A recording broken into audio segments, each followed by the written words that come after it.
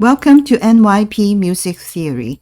Today, our harmonic analysis is Bach Chorale R.5 from Albert Riemenschneider edition and Wasserflussen Babylon by Rivers of Water Babylon. This chorale is in G major. Make sure we have prepared all the triads and the related key chart in our mind.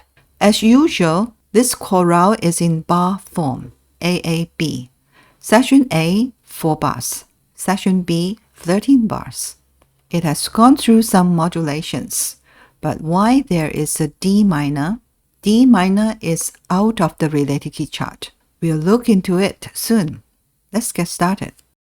This is section A with first phrase and the second phrase.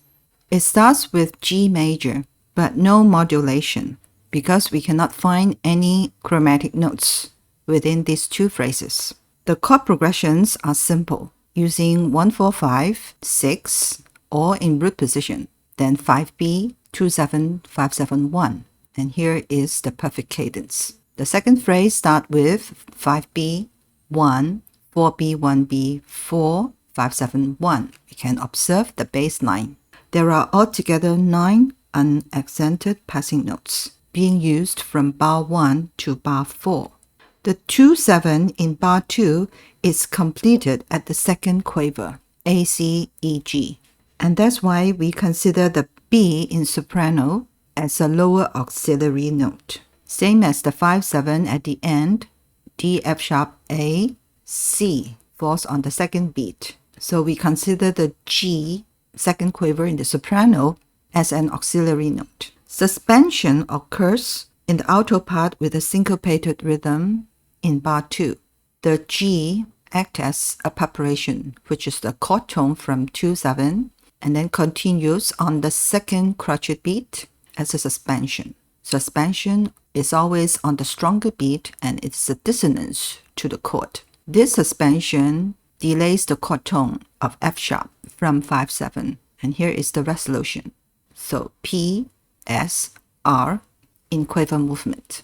But towards the end, we have another suspension which is in crotchet movement. The crotchet G in alto is from chord 4, C, E, G. Then cross the bar line on the stronger beat, the G acts as a suspension, and delay the F sharp, which is the chord tone from 5-7. So we observe this P, S, R in crotchet movement. We can now move to section B. This is section B, phrase 3 and phrase 4. In the beginning of phrase 3, it is still in G major. As we move along towards the cadence, it is still a 5-1 in G major. And we can see the 7th note on top, D, F sharp, A, C. So this is a 5-7. But after the fermata, there are accidentals like F natural, and then F sharp comes back, and there's a new note C sharp at the end. So according to the related key chart, we may think of a C major somewhere here, and then a D major at the end. Take the C sharp as the leading note to D major. We can confirm at the end first, a D major 5-7 to 1, A, A, C sharp, E, G. The 5th is omitted, and that's fine. This A is the chord tone. Leading note goes to tonic. This is the 7th note, resolve downwards by step, and then keep the same A. So this is a 5-7 to 1, confirmed D major. Before the 5-7, it is a D major 2, E, G, B. Then we can take it as a pivot chord, a 3 in C major.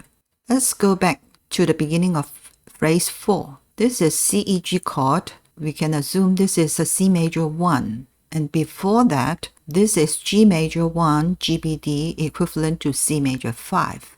So it can act as a pivot chord. Then as we move along, this looks like So, La, Ti, Do, Re. And this is C major, So, Fa, Mi, Re, Do. So it sounds quite like a C major. We can analyze this with a 5 chord in C major, and then 1B, then 5-7B. With the accented passing note here.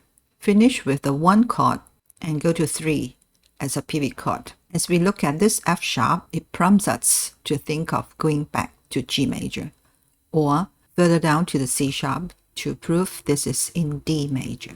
So in these two phrases, we observe from G major with a modulation to C major and then to D major at the end of this fourth phrase. Suspensions are observed in alto part, tenor part, and they move in chains. E in the alto is a preparation for the E suspension on the fourth beat, then resolve downwards to D. The tenor A from the 5 chord as a preparation to the suspension A on the downbeat, then resolve downwards to G. And G at the same time as a preparation for the G on top of this second beat as a suspension and resolve downwards to F sharp. As we look at the intervals between the suspension and the bass note, we can tell the first suspension here, the E from F sharp is a 7. Resolve downwards becomes a 6. So here is a 7-6 suspension. And in the tenor part, this is a second, and usually we take it as a 9, resolve to 8, 9-8 suspension. And on the second beat, the suspension G to D is a 4th. So resolve to F sharp is a 3, 4-3 suspension. That's why we can see 7-6, then we can see a 9-8, and then a 4-3. So these suspensions often move in chains.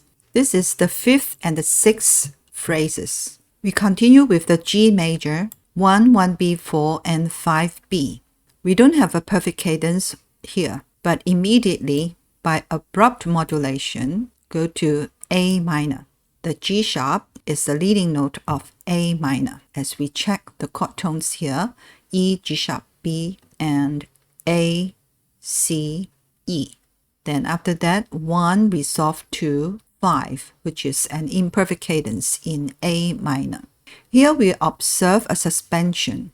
The B in the alto part is a preparation for the next B after the bar line acts as a suspension. Then resolve to this A as a resolution. But in between there is a G sharp, which goes down a 3rd from the suspension, and we call it a changing note. This kind of suspension is called decorated suspension.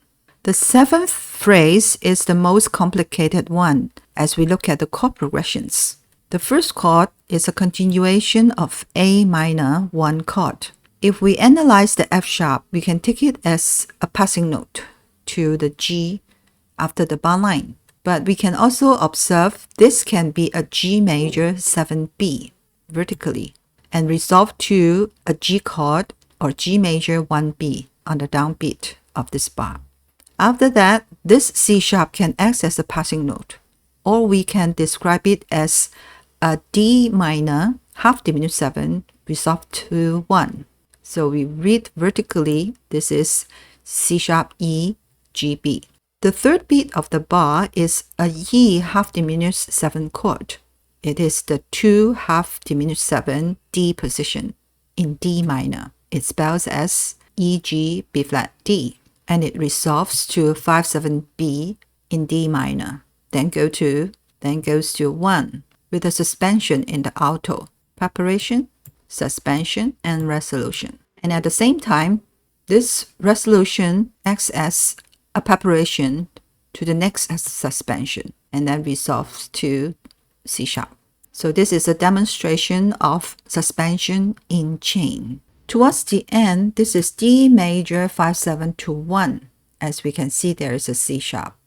But if you analyze it as a D minor, this can be explained as D minor 5-7 to 1 with the tierce typically. So why do we have a D minor in the related key chart of G major? Because D major and D minor has the same tonic. We call it a parallel minor or tonic minor. So this is borrowed from the D minor. This makes the chorale a little bit more interesting and surprise, and it is more colorful. After that, we can explain the next chord as a 6th chord in D major, and at the same time, it is a pivot chord going back to G major. This is the last phrase.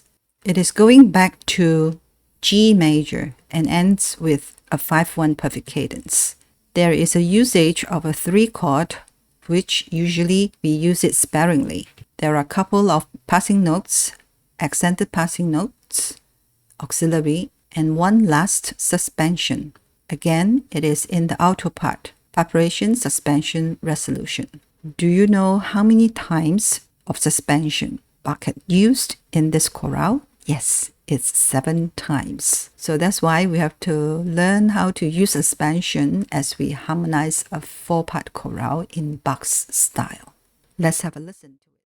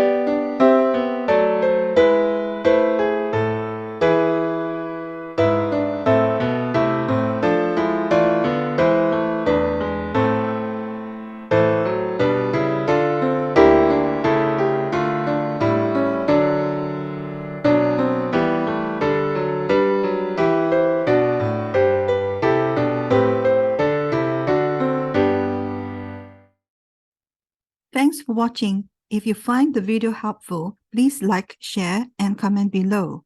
See you next time.